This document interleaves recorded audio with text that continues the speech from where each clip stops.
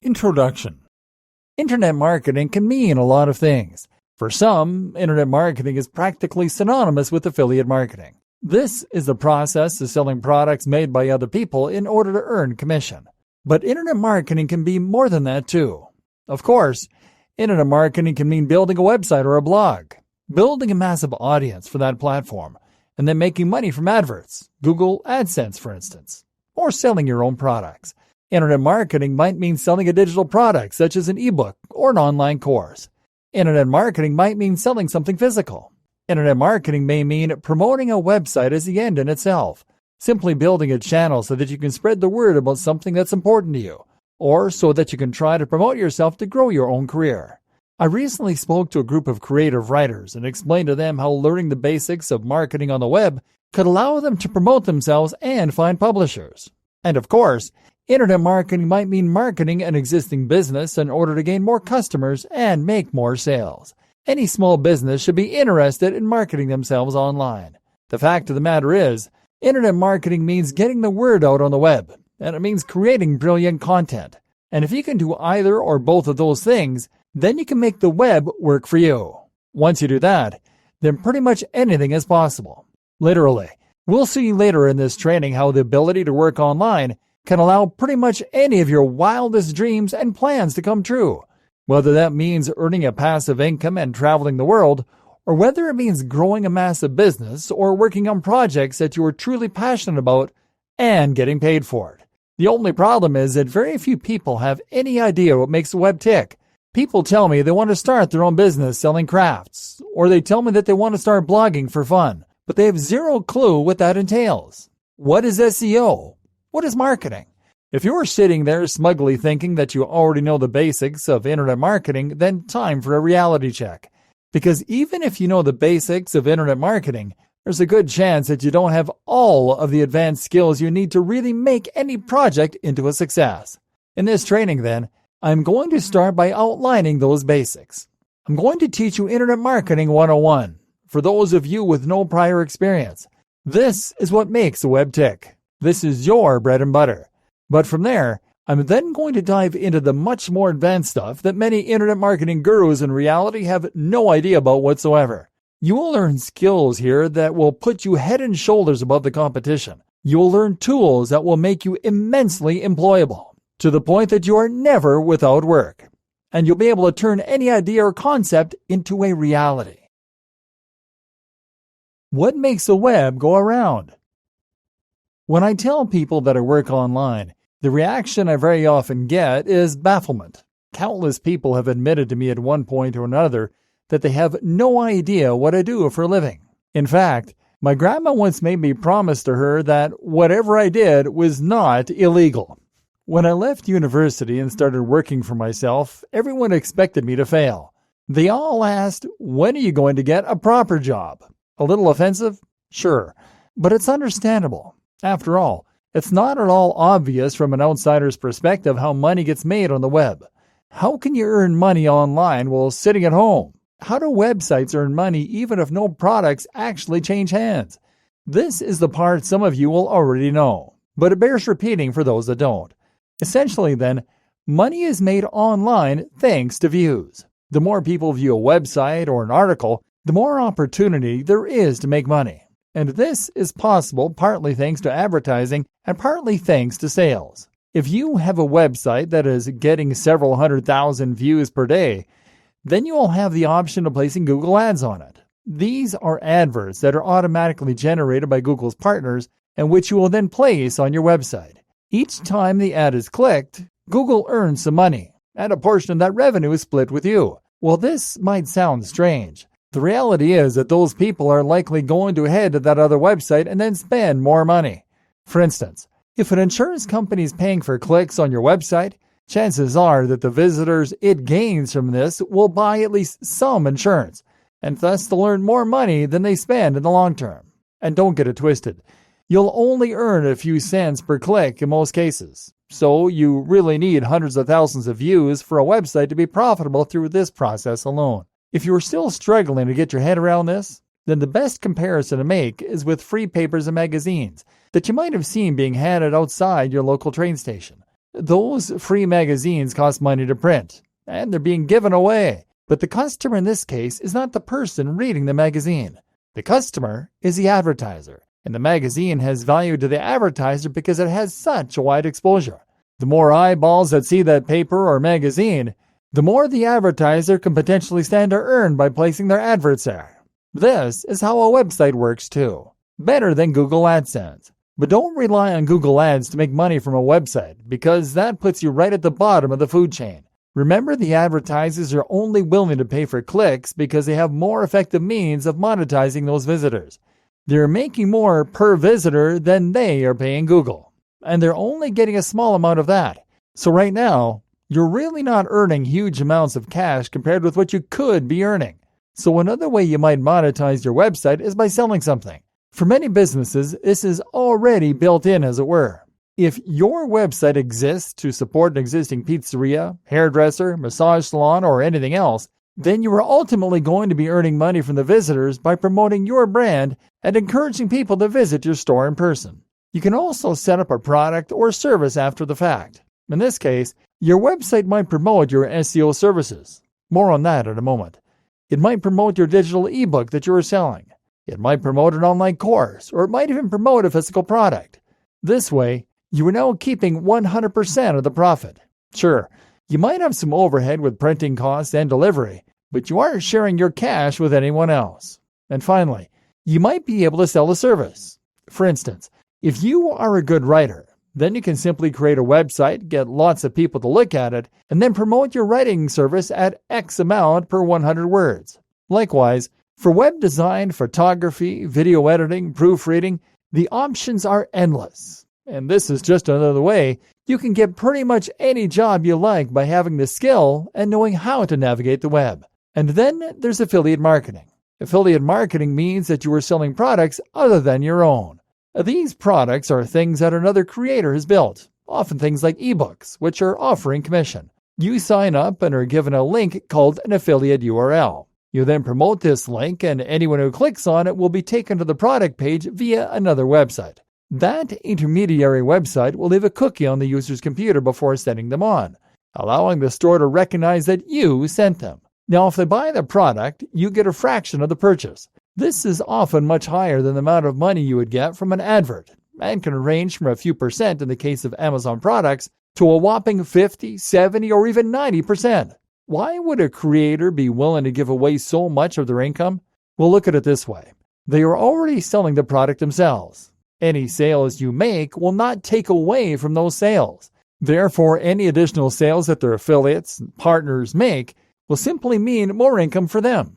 The more generous they are with their commission, the more affiliate marketers they will be able to attract, and eventually, this can lead to them having a legion of marketers, all promoting products on their behalf. And in some cases, these marketers might not help them to make sales, but they'll still be giving them free exposure and improving their brand awareness, etc. So the sellers have a lot to gain this way, and so do you. Through all these systems, then, a lot of money is to be made through internet marketing. If you can do all that, then you can stand to earn a lot of money for yourself by promoting products, services, and affiliate deals. But at the same time, you'll also be highly valuable to businesses that need someone to run their marketing campaigns and help them reach a wide audience. But good internet marketing means not only getting as many viewers on your website as possible, but also making sure that those viewers are truly engaged and that they are fans of what you do. It's one thing to be able to reach your audience. It's a different thing to be able to persuade them. How to do it. Internet marketing. Okay, so now you know why internet marketing is a big deal and how it can help you to make money, find a job, or live your dreams. So now it's time you learn the fundamentals of how to actually get involved. And to that end, the first thing you should probably learn is SEO. Search engine optimization. SEO is search engine optimization. This means optimizing a website, an article, or both for the search engines. The fact of the matter is that Google pretty much runs the web. If someone wants to find information, if someone wants entertainment, if someone wants anything on the web, they will probably start by checking Google. Then they do a search for that thing they want. Let's say they want to buy a hat. They'll probably search for buy hats online. If you are at the top of those results, then you'll make lots of sales. If you aren't, then you probably won't. Thus, what Google says goes. Thus, Google is king. And thus, the world needs SEO. This is how you go about building content and designing a page in such a way that it will be guaranteed to show up at the top of a specific search.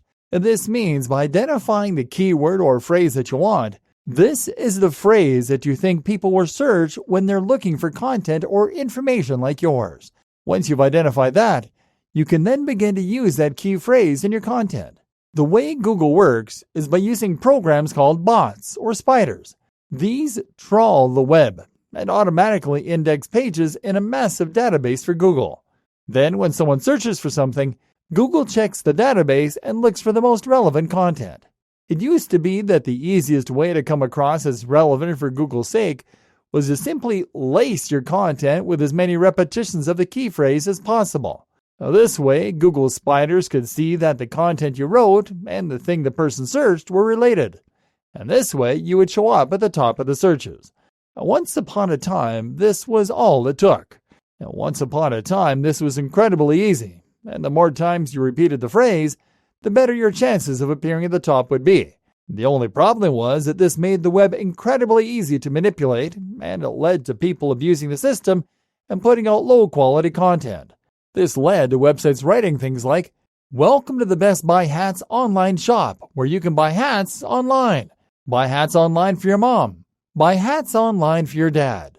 Google stamped out this kind of behavior by using algorithm updates that would penalize abuses of the system and that would favor good quality content. Now, Google recommends that you only include keywords using a 1 to 2% density. That means that for every 100 words, only one of them should be a keyword.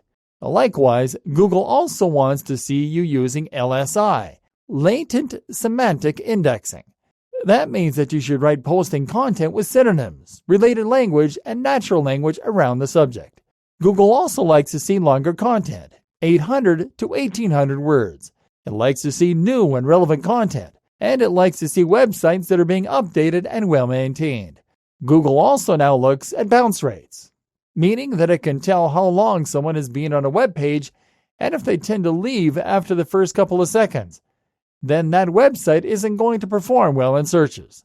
Using all these newer methods, Google can now favor content that is genuinely high quality and that answers the user's questions.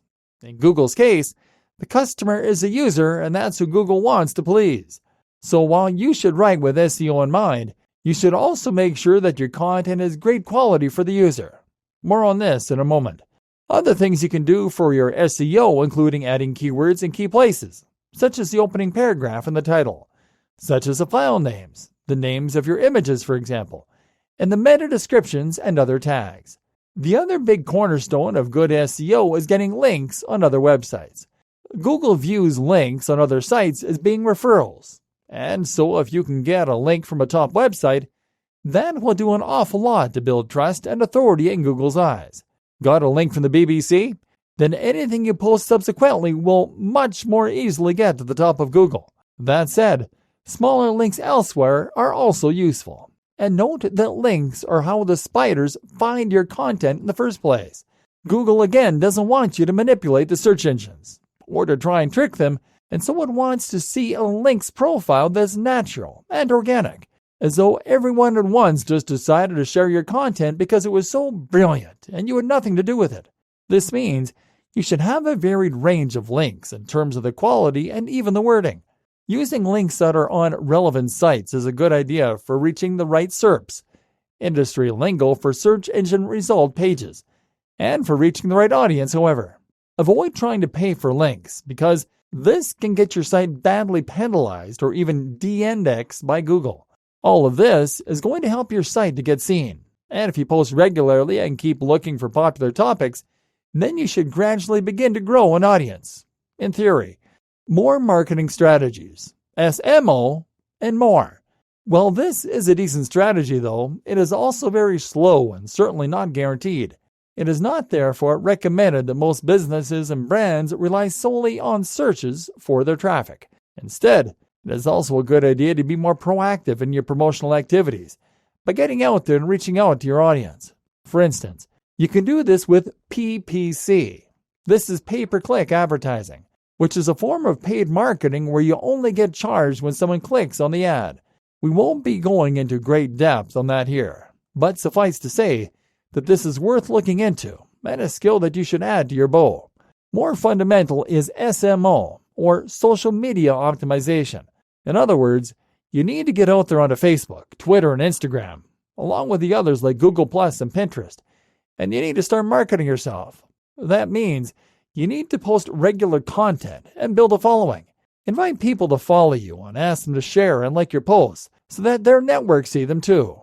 You can also seek out forums, social media communities, subreddits, and more places where people might appreciate your content and where your target audience is likely to be spending its time. There are many more tricks you can use to get the word out about a brand or website too. One of the most powerful and effective is something called influencer marketing. This means that you look for someone on the web who is an influencer, someone who has a large following already, and who can help you reach that large audience. You then message them and find some kind of trade that you can do. For example, you can let them post something to your audience in exchange for posting to their audience. That way, you will both gain some of each other's subscribers. There's much more to internet marketing. Building a mailing list of your top fans is a very good idea, for instance, as is guest posting and writing blog posts for other sites. At the end of the day, it comes down to strategy. You want to gain the attention of real followers, and at the same time, you want to encourage Google to pick up your content and add it to its index. The power of great content. What all this should really teach you, though, is that the internet is practically built on content, and in particular, it is built on written content. That's because a person who uses Google is usually looking for information or entertainment, and mostly this is delivered through the written word. Filling your site with lots of content means that it will have a higher chance of including those crucial keywords that Google is looking for. And at the same time, filling your site with content will give you something you can share on social media, and that will entice people to visit your site. More than anything, though, adding lots of great content to your website over time is all about building long-term fans and followers. Think about the sites that you go to regularly and why you go there. Chances are that you go to them because you have learned that they create the kind of content that you enjoy reading. And not only does this mean you keep coming back, continuously creating more opportunities for the site owner and the advertisers to try to sell to you, but it also means you will probably come to trust the content creator. You'll have read so many posts by them on the subject matter that they are an expert in that you'll have learned that you can rely on their knowledge. And then guess who you go to when you want more information. I enjoy using my camera for a bit of amateur photography every now and then. And so in my spare time, I watch a guy on YouTube and read his blog where he shares lots of tips on how to take better photos. The posts are really fascinating because they show how the right change of angle, lighting, or equipment can really transform a photo into something much more dynamic and much more engaging. So guess where I went when I needed new photography for my website? I went to the guy whose expertise I'd been reading about on a weekly basis. This is the true power of what is known as content marketing. It facilitates other forms of marketing, yes, but more important than that is that it allows you to build more trust and authority in your niche, and to build a legion of truly loyal and engaged followers. And that's why the most important skill you will learn to work well online is writing. How to write for the web. Good writing can be explained fairly simply. Good writing means that you are communicating efficiently. Writing, like anything else, has a purpose, whether that is to teach, entertain, or inform. At any rate, there is a crux that you need to convey, and this is the purpose of what you've written. A very straightforward way to judge a piece of writing, then, is to simply ask how well it performs that job. Efficient writing means that your visitors will need to invest less time into reading, but will still get the most information and value possible. This is why it is a mistake to use flowery or flamboyant language most of the time. This is particularly true when writing for business, where the temptation might be to use jargon or big, clever terms. I once worked with a company that was trying to sell an EPOS system, but rather than focusing on conveying what that was or why it was useful for small businesses, all the brand wanted to do was show off with words like cloud-enabled, synergy, and strategy. This was meaningless. It wasted the visitor's time, and it meant most people would leave without reading more, let alone buying. On the other hand, if you can quickly and effectively communicate what it is you want to say, then you will find that people stick around and that very often they are eager to buy from you.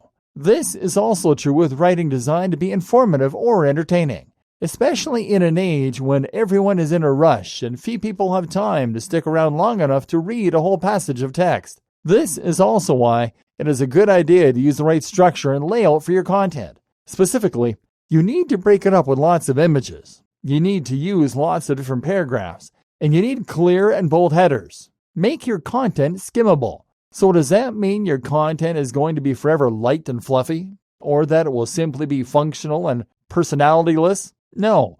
Firstly, you can use your broader vocabulary, but only where it serves a purpose.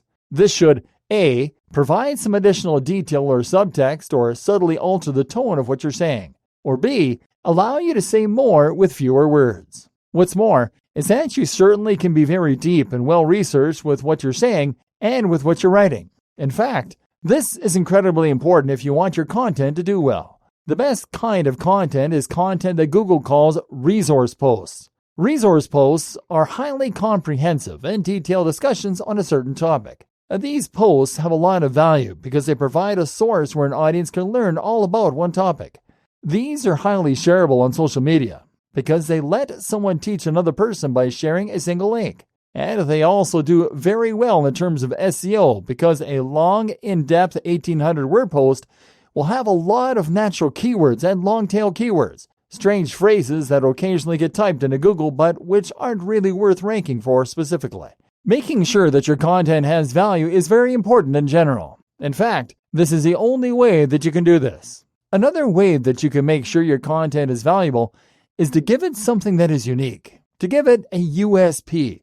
The biggest mistake I see with articles and blog posts online is to repeat a subject matter that has been done 1,000 times before, while adding nothing new to the table. These include posts like how to get abs or top SEO mistakes. This is derivative and dull. Instead, you should post something that is new and that is unique. This should be something that people won't have seen before and that will really stand out to them. For instance, how about a post that combines two unusual niches? A post that uncovers some interesting brand new scientific research that's relevant to your niche, or a post that looks back in time to some old forgotten technique.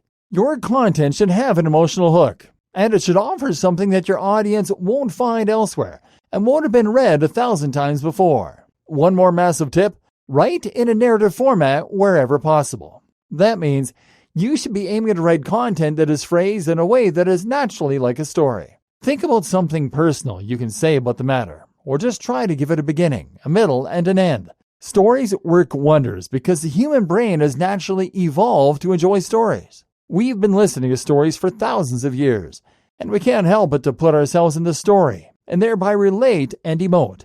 This makes it very hard to stop listening to a story before the end, and it makes it very easy for us to get caught up in a narrative and stirred by it. Stories hold attention, but they are also highly persuasive. Speaking of which, the power of persuasive writing. If there's one kind of writing you should try to hone, it is persuasive writing. If you find yourself being hired by brands online, then there is a good chance a lot of them will want you to write sales pitches for them. At the same time, knowing how to write persuasively will also allow you to sell your own goods and your own services. When I started working online, I ran a small writing business. I only ever posted a couple of ads, and I got enough business from those to keep me going for years. Why? Because the ad was so well written. The key is to understand the value proposition. More fundamentally still, the key is to recognize that people place orders based on their emotions and not based on logic. In other words, someone will buy from you because they feel emotionally compelled to do so, and they didn't have time to think themselves out of it. So, you need to make sure that your pitch is something that can get people to imagine what life would be like after they've hired you. That means painting an image that will have an emotional response. In the example of selling writing, you might talk about how you can help someone to turn the brand they created into something that is as well respected as the top brands on the web. They can hire someone who will charge very little, but will make their site look amateurish. Or they can hire you, and they can enjoy achieving their business goals. Likewise, if you are selling a fitness product, then the dream or the value proposition is to have abs, to feel confident and sexy, and to meet members of the opposite sex. That's why a great pitch might talk about how you went from being out of shape to being a physical specimen, very happy now with your beautiful wife or husband. Just as emotion motivates, though, it is also emotion that will put people off by buying in some cases. More specifically, people tend to get put off by risk and worry. Humans are actually more motivated by risk than they are by reward, which is to say they normally play it safe. That's why you need to do everything possible to ease their concerns. That means offering money-back guarantees. It means offering social proof, testimonials, and it means offering evidence and proof. That might mean your portfolio of work, or it might mean showing how your promise is different from others. Finally, you then cement the deal by getting the reader or listener to act quickly. People are more likely to act on emotion when they act quickly. So if you can work them into a fever pitch by saying you have limited stock or by introducing a limited time offer, then this will result in more sales. Branding done right. If you learn to write in this way so that you are offering real value with a unique selling point and angle, and with a dream and a vision, then you will stand out from the crowd and 99% of the other brands online. Why is that? Because 99% of brands online just don't care. I've worked with a whole lot of them, and so often I see the same thing time and again. A client comes along to order some work, and they show me their website. Their website doesn't have a brand. The name of their website is the keyword getgreatabs.com. They don't believe me when I tell them about the 1% LSI, the keyword density, and the organic-looking links. Rather, they just want that keyword repeated as often as possible. They ask for generic titles for their content: best diet for abs, top sit-up exercises, how to lose belly fat. They clearly don't know about the niche they're in. They don't care, and they don't have anything new to say. And as a result, they fill their site with tired, generic, and derivative content that is stuffed with keywords and all tied together in an uninspiring brand. Most of them don't even have a logo, and the ones that do either made it themselves in MS Paint or they paid the lowest amount possible to get something really cliché like a light bulb or a globe with an arrow moving around it. Then they tell people to follow them on Facebook, where they post repeatedly about, check out my new ebook here. They have nothing interesting or new to say. They've done their research, they know the keywords, and they know that this is a good niche to be in. But they don't understand the niche. They have no heart, and so they are destined for failure. Worst of all, they have no skill. Now, take a look at the sites you already read on a daily basis. Take a look at your favorite blogs and vlogs. What are they like? Chances are that they have a clear mission statement and brand. They aren't for everyone, but they have a legion of loyal fans. They have a cool logo, and that logo instantly communicates what their brand is all about and who should listen. They post content that is interesting and unique. They have a completely different take on the subject, and they write about the highly advanced aspects that most blogs simply don't know about or miss. They might write about cardio acceleration for 30% faster fat loss, or they might write about the role of dopamine in encouraging snacking behavior.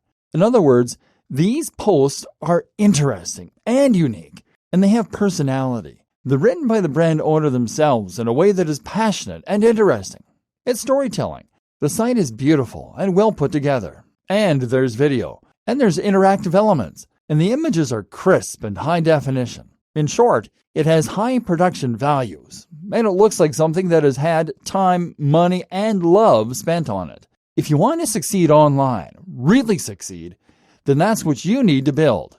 We've already seen how you can get more in line with this philosophy by writing better content. Now it's time to think about the rest. The site, the graphic design, the video, and more. And in doing so, you're also going to make yourself invaluable to employers and unstoppable as a brand of your own. Building a website. Whether you want to be an affiliate marketer, whether you want to promote your Main Street store online, or whether you want to promote yourself and become a professional singer, you will at some point need to build a website. And at this junction, you have a few options. The worst option is that you pay someone thousands of dollars to make it for you. That's the right idea in terms of investing time and making the effort. But it's the wrong idea because it means that you're spending thousands when actually this is something you can do for yourself very easily and completely for free. If you want a website, then you can have one built in a day that is just as professional as the top sites in the world. Here's how it works. Building a website in a day. Number 1, find hosting. Your first step is to find hosting. Web hosting means that you are finding space on a server. A server, meanwhile, is a large and very fast computer that stays constantly connected to the web, and that lives in a big server room somewhere where it is looked after by a whole lot of people. This server has space on it like any other computer, and you are effectively buying some of that space so that your files can be uploaded and take advantage of that constant connection to the web. Simple. There are lots of different providers and packages, but I recommend checking out something like Bluehost. Here, you should be able to find hosting, including a domain name, the address that someone types in to find your files, for around $10 per month, or even a little less. Choose the most basic package for now. You can always scale up if need be. And choose a URL that will be memorable and that ties in with your brand. Avoid that practice of making your URL your keyword. This is something that Google itself has said it doesn't like to see, and it certainly doesn't inspire much confidence in users. Number 2, install WordPress. The next thing you're going to do is to install WordPress. WordPress is a CMS, which stands for Content Management System. This is a tool that you can use to upload new posts to your website, to edit existing posts, and to change the design, layout, and more. This means that you don't need to do any coding at all. But the best part is that it is completely free. Actually, that's not the best part. The best part is that it is highly professional. Far from being a website builder, this is the tool that is used to build a quarter of the websites on the net. And that includes some of the biggest brands out there like BBC America, Forbes, Huffington Post, Mashable, you name it. There is simply no need to pay for a limiting service like Wix. What's more, is that WordPress will allow you to benefit from the huge community of developers, meaning you can download additional features and design elements for free to completely change the look, layout, and functionality with just a click. And as though all this wasn't enough, you can even install WordPress itself with a single click using the majority of hosting providers. There's simply no reason not to use WordPress. Most of the tools you'll encounter and want to use, from e-commerce tools to SEO optimization to widgets, will be designed for WordPress. And not only that, but seeing as WordPress powers some of the biggest sites on the internet, you know that it is least possible to achieve this success with WordPress. You know that it is SEO friendly, for instance. And that means that you can just concentrate on creating fantastic content and not worry about the rest. Number 3, add a new theme. The next thing you should do, in fact, is to head over to a site called ThemeForest, or one like it. Here, you can browse a large selection of professional and modern-looking themes and then download them to install. WordPress actually has a built-in theme store, and you can check there for a wide range of different free themes. Problem is, you tend to run into these free options a fair bit while browsing the web, and they understandably aren't quite as slick as many of the paid ones. That's why my advice is generally to pay and get something slightly more professional and slightly more polished. Once you find the one you like, it's simply a matter of downloading it and then uploading the zip file to WordPress. Number 4, customization.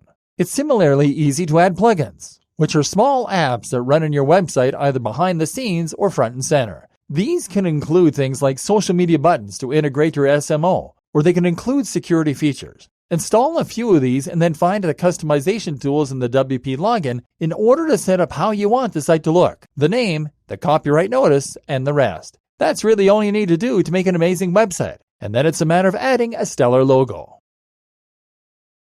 Creating logos and more graphic design.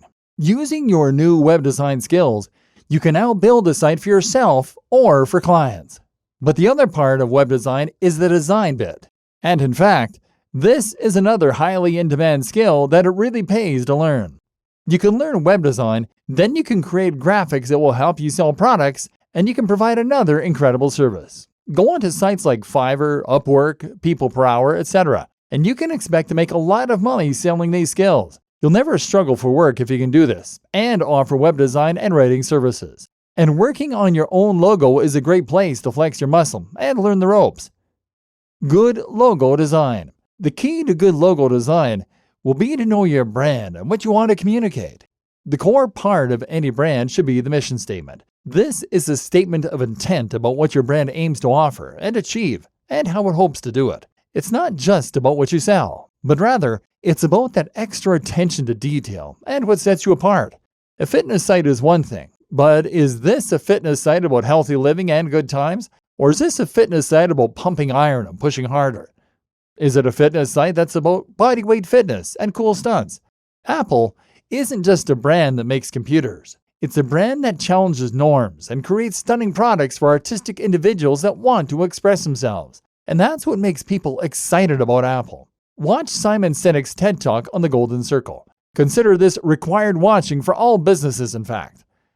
You want to be more than just a company. You want to be a movement, something people can get behind, because this will make them want to read your content, follow you on social media, and buy your products all the more. And the job of your logo is to communicate this perfectly.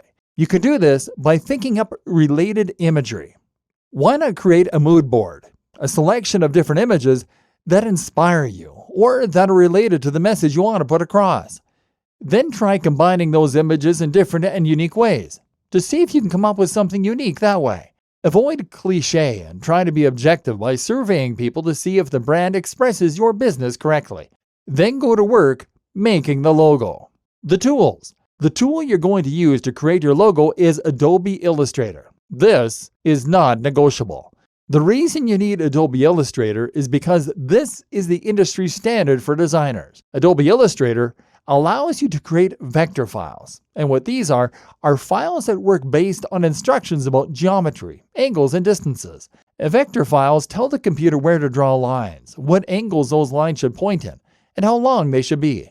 This means that you can zoom in and all the ratios and angles remain the same. There will be no loss of quality. It also means that the image can be edited at any time by dragging the individual lines, cutting bits off, etc. The opposite is a raster file, a JPEG or PNG. If someone hires you to make them a logo and you make it in Photoshop and give them a JPEG or PNG file, then they will likely laugh in your face. Using Illustrator is not terribly easy, but if you follow some YouTube tutorials, you should be able to grasp the basics. The key is to understand that those lines are what are making up all your images. These can be drawn individually and are called paths. You can then add nodes onto those lines called anchor points and drag those around to lengthen or alter the angle. By drawing multiple paths and having them intersect, you can then select them at the same time and choose to join those lines. Now they become the outline of a shape, and you can fill it or drag it around as a single element. More useful is the Shape tool. This lets you draw squares, polygons, ellipses, and more from scratch. This becomes even more powerful if you use it in conjunction with the free Draw tool and with a Pathfinder window. The Pathfinder allows you to do things like combine two separate shapes into a single one, to cut off, divide sections of a shape, and more. You can also transform your shapes using the Transform option from the top menu as you might in any other Draw tool.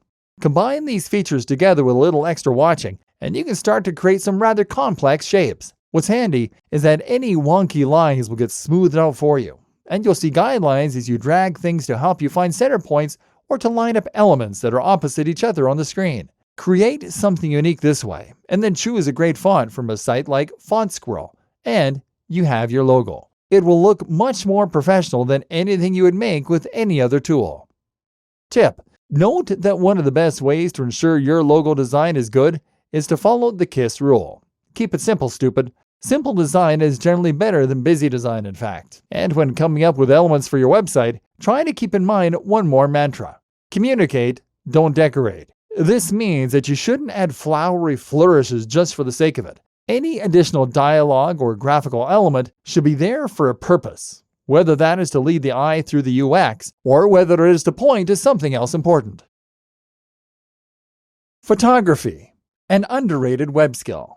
Our aim here is to turn you into the web equivalent of a triple threat. In Hollywood, a triple threat is someone who can dance, sing, and act. Already, you know the basics of marketing. You can write, you can design, and you can build websites. That little bit of extra knowledge puts you head and shoulders above all those webmasters and marketers that just spam the web with derivative content. The next thing to look into learning then is photography. Photography is another skill that can help to elevate a brand to the next level online. And this is in a lot of demand among publishers. That's because photography can be used to accompany a blog post and make it look more engaging and interesting. And it can also be used in order to promote a product and make it look like something that people will be eager to buy. Photography can really help to sell the dream, as we discussed. And this is particularly powerful when used on social accounts such as Instagram, where it can help you to make a massive impact by promoting a certain lifestyle and dream. Learn photography, and you've learned just one more skill that 99% of people who try to make a name for themselves online don't know. And that makes you even more employable and gives you even more of an edge over the competition. The laws of great photography. So what does it take to make incredible photographs? First of all, having a great camera can of course make a big difference. While you shouldn't make the mistake of believing that your success entirely comes down to having the right camera, this will indeed make a big difference. You don't need to spend a fortune. A good place to start is by getting a mirrorless camera that will give you manual controls regarding focus, aperture, etc. The Lumix G7 is a fantastic starting camera, and especially if you combine it with an extra lens such as the f1.7 25mm. This won't set you back more than a few $100s, but the results will be photos that look like they were taken by a professional photographer and video that has an almost movie-like quality. That said, if you were forced to make do with a camera phone, it's still possible to take great photos. Just spend some time thinking about each shot rather than simply pointing your camera directly at whatever is the subject matter and having it the center of the frame. Try to be more original and creative in your photos and ask yourself, what is the story you're trying to tell? What do you want to convey through your images? What emotion are you trying to evoke? How could this shot be made more interesting? A good starting point is to consider not just the foreground, but also the middle ground and the background. This can help you to create a sense of depth, and when done well, this should lead the eye deeper into the picture and create more of a sense of 3D. This is also better for portraying scale. Scale is something else that is important, by the way. Photos of mountains and views often look dull because they don't convey the height or the depth, and that means that they can't portray what it really feels like to be there. To solve this problem, look for additional elements that you can include, such as pebbles and rocks in the foreground, or of course a person. Likewise, you can use things in the foreground to frame something in a more interesting manner. Leaves around the edge of your photo can help to frame whatever is happening in the middle ground and provide that depth as well as the feeling that you are peeking out at the action that is going on. In these situations, think about the focus too. Do you want to open up the aperture and focus on the foreground? That way you can blur out the background and really make the subject the focus. Or do you want to focus on the background more and blur out the foreground, thereby making sure that the foreground, while decorative, isn't distracting? Or perhaps the foreground and the background are thematically linked. That might mean a pair of shoes thrown off on the floor while someone runs off into the sea in the background. This works well because it tells a story rather than simply showing a static and dull image. Upward angles tend to make something look bigger and thus more important. Downward angles can meanwhile have the opposite effect as you would probably expect. Think as well about the way you set up the shot in terms of the lighting. You'd be surprised how few people even consider lighting, but this is a very important factor. Make sure that the light isn't behind the subject. Ideally, you want a soft light that will hit the subject side on, creating shadows and depth through what is known as Rembrandt lighting. Or how about using brighter light in order to create stark contrast? That might mean having shafts of light coming in through the blinds, for example, and creating a sense of time. Again, it's all about the story you want to tell, and your photo should inform that story. Finally, consider the background and your presentation. If you're taking a photo of yourself working on the computer to demonstrate the laptop lifestyle, then that can be a really great way to subtly promote a product that teaches people to work online. But this will only work effectively as long as the background isn't filled with piles of ironing and washing. Remember, every item tells a story. So think about the story you want to tell and set the scene accordingly. And spend some time reading. You need to learn about the exposure triangle and more in order to become a truly great photographer. Video. Everything that photos can bring to your channel, video can help to bring to your channel even more. Video is firstly highly impactful. When someone sees your video, they will be instantly enraptured and have the urge to watch through to the end. We are psychologically programmed to respond to people talking on screen and to listen, and we find it hard to look away. The fact that you can add music, use gesticulations and facial expressions, all of this really adds to your ability to persuade and convince. And this means you can use video to much more effectively sell a product or an idea. At the same time, though, video is also fantastic for elevating the status of your brand even more. Simply put, creating videos requires skill, and this is something that not everyone has any idea how to accomplish. You'll probably need a fairly decent camera, and you'll need good software like Final Cut Pro or Adobe Premiere, and the knowledge of how to use it. So, if you land on a website and the first thing you see is a glossy video with fantastic production quality, a great voiceover, brilliant camera work, what do you think? You think that it must be made by a business that knows how to make fantastic products and that really cares to invest time, money, and effort into what it does. And for these reasons, you are much more likely to trust or to buy. Finally, video lets you take part in YouTube and vlogging, and that opens up huge doors. A ton of brands that have been long unsuccessful through other attempts at marketing find that they are eventually successful when they start promoting themselves on YouTube. Not only because of all the advantages in terms of engagement and persuasion, but also because of the advantages in terms of reach and competition. Did you know that YouTube is the second largest search engine in the world behind Google? So how do you make great video? Filming. For filming, there are a few things to consider and learn. Firstly, all of the tips regarding lighting and composition that we covered in the last post are still very true here. Another tip is to learn to use a panning head. This is a device that you attach to your tripod and camera, and that will then allow you to slowly pan across different elements. This is ideal for showcasing products, but do be wary of using the same shot over and over again. If that is a risk you are running into, then try using pans that go up and down, or try zooming into the shot gradually. In order to help with lighting, it can be a good idea to purchase a softbox or similar option for creating light artificially. Having more than one light source is also preferable, so if you can purchase two, then that's even better. In a moment, we will talk about editing, and you'll see that you need specific shots for this to work properly. A big tip then is to give yourself some kind of storyboard, or otherwise just have a strong idea of what you want your video to look like before you begin to know what needs to be covered. Collect B-roll if appropriate. This is footage that you can play while you talk about other things. It should be relevant and it should fit for a range of different sections. This will not only help to keep your video dynamic and moving, but it will also be incredibly useful when you need to cover up mistakes. Don't forget the importance of sound. Don't rely on the mic built into your camera, or this will severely undermine the professionalism of the rest of the product. To get around this problem cheaply, just buy yourself a cheap lapel mic and plug it into your smartphone. You can then set that to record and tuck it away in your pocket while you deliver the audio. Finally, set up the grid on your camera if possible, and try to make sure that when you talk on camera, your head and your eyes are in the top third of the screen. Editing. Here is where the real magic happens. The first job in editing is to make sure that everything runs together smoothly, and that you've taken all your footage and removed the stutters and starts.